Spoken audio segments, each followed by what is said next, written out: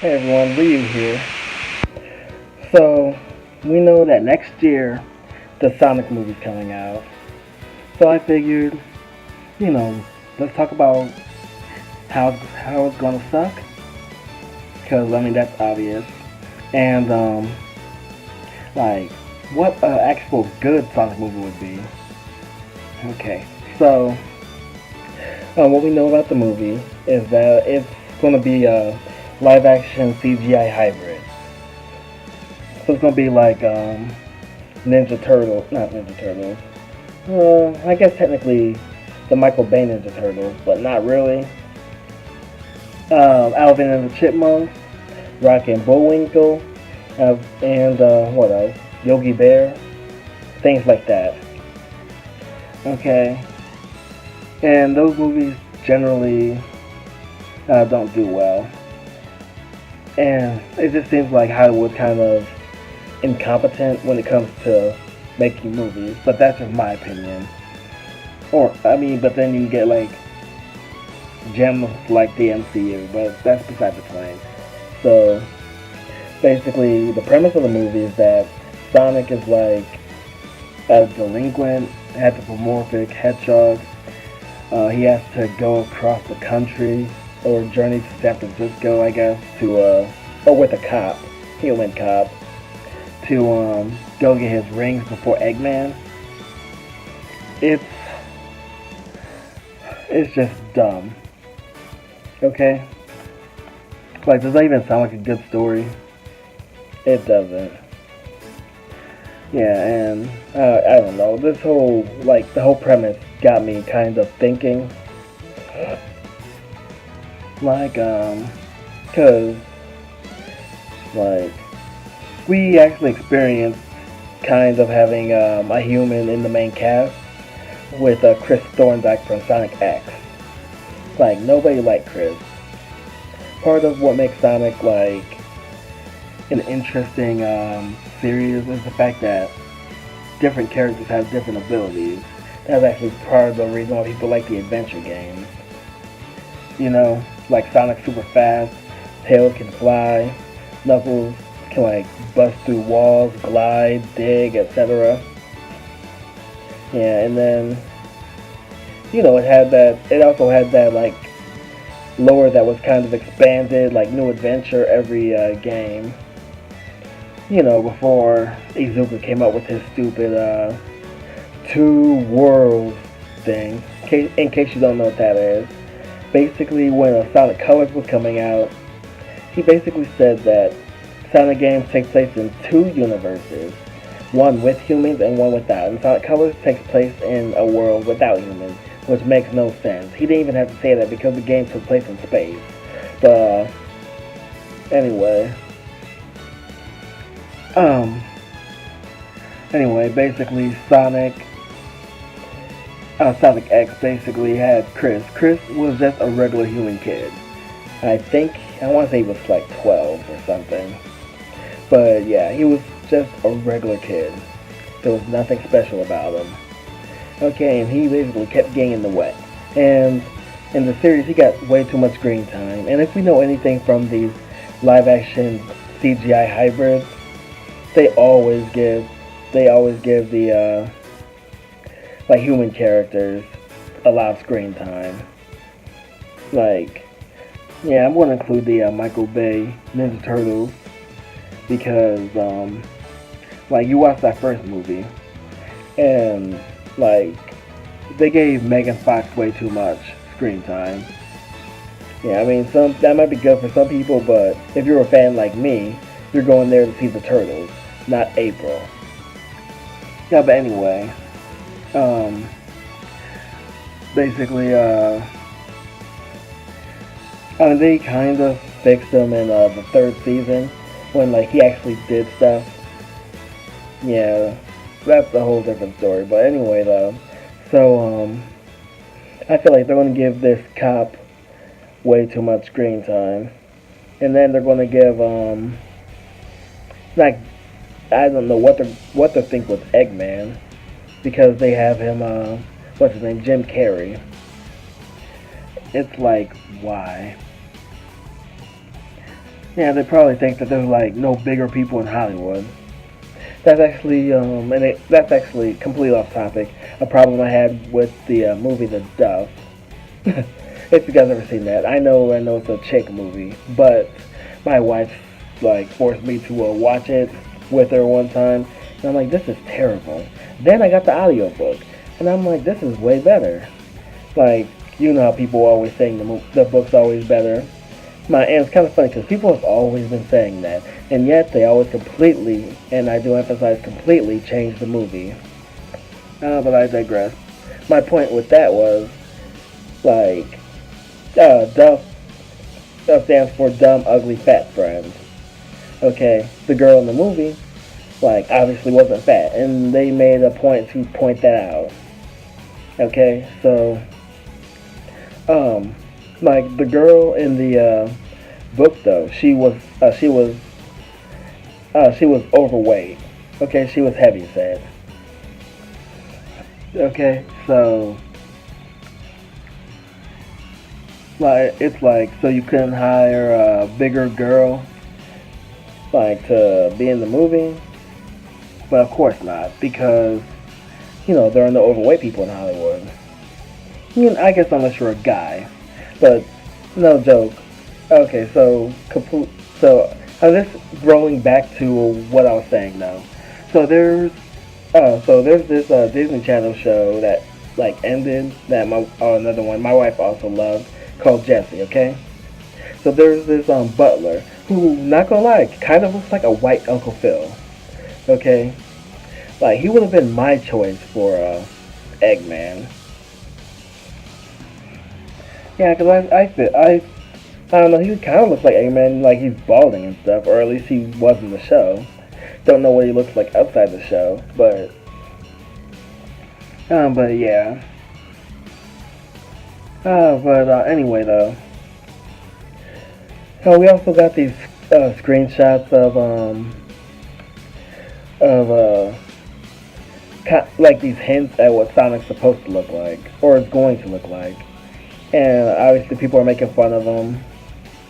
And from like you don't see his face or anything, but it looks terrible from what we've seen. Okay, and I feel like that's another thing they did not have to change. Mind you, the Detective Pikachu trailer, like you see like hair and stuff on the Pokemon, but like the Pokemon still look like the Pokemon. So like that's just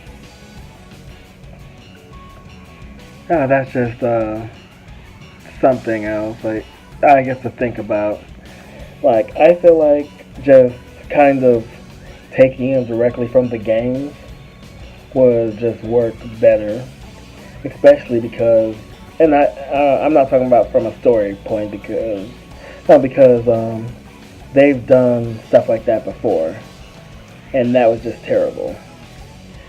But what I'm talking about, like okay, when Sonic Generations was coming out in 2011, there was this Geico commercial where Sonic was basically running all over the I don't know, Geico building, and I mean anyway he was like you had the Geico girl. I don't even know. I haven't seen her in the commercial, but then again, I haven't really watched like regular TV a lot recently. But the girl who was like always there, she was like, he's looking for good prices or whatever. But point is, it worked. Okay. Like you don't have to add extra hair and stuff. That's kind of like there was a fan Sonic film several years ago where they actually got Julia White to revoice Sonic, but instead of using his Sat AM Adventures of Sonic the Hedgehog Sonic Underground voice, he like used his like regular voice, so it's kind of off. And they gave him Fern that and stuff, and it was weird. But anyway, yeah, regular Sonic worked. Yeah, like it just seems like a mess. So here's, I guess you could say, my idea on how to like do a good Sonic movie without actually without removing the live action hybrid stuff. Yeah, for starters, I guess you could say I got two words for you: Sonic Adventure. Okay, yeah, Sonic Adventure is the first 3D Sonic game, or first, I guess you say 3D like platforming game. Um, it like obviously lot of title from the Dreamcast, but the big thing is that for like a first story, like if because uh, but I'll admit when Izuka's when I found out about Izuka's two world thing, I thought he was referring to like modern Sonics from the human world, while classic Sonics from the class not classic the animal world or non-human world. So I just assumed that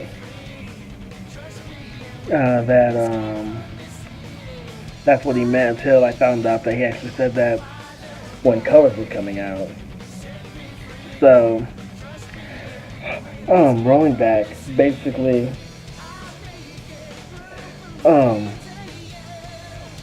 like, okay, the story would, like, the humans would be there, but they wouldn't be a focus, okay?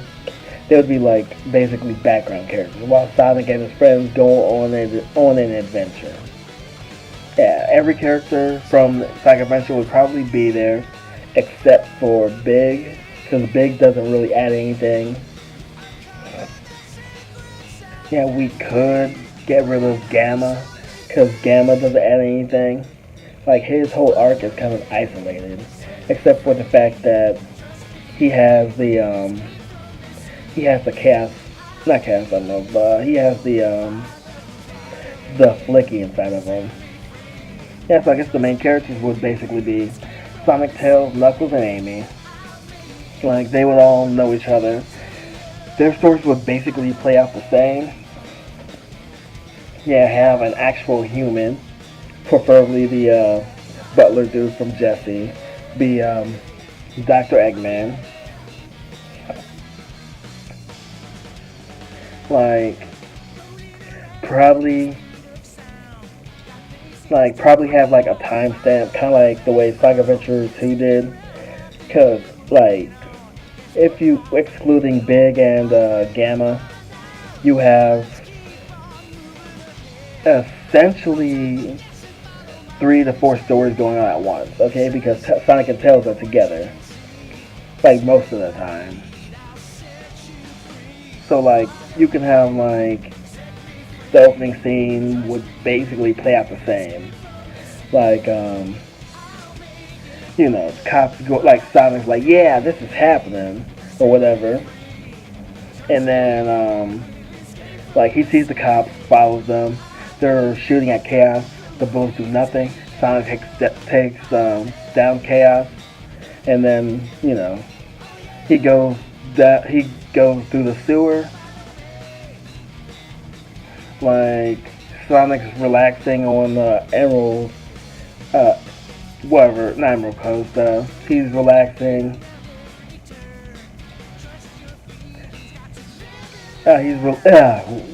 Not the beach, by the pool or whatever. Yeah, he sees Tails crash, goes rescues Tails, doesn't really do a level, but it would play out kind of like if you guys ever seen the Sonic OVA, where like there's a scene where Sonic and Tails are going to, I forget what it's called. It's like the Dark World or something like that. No, they're going to Robotropolis so that they can fight Metal Robotnik. So they go to so it would like play like that. So you get like some good action basically. So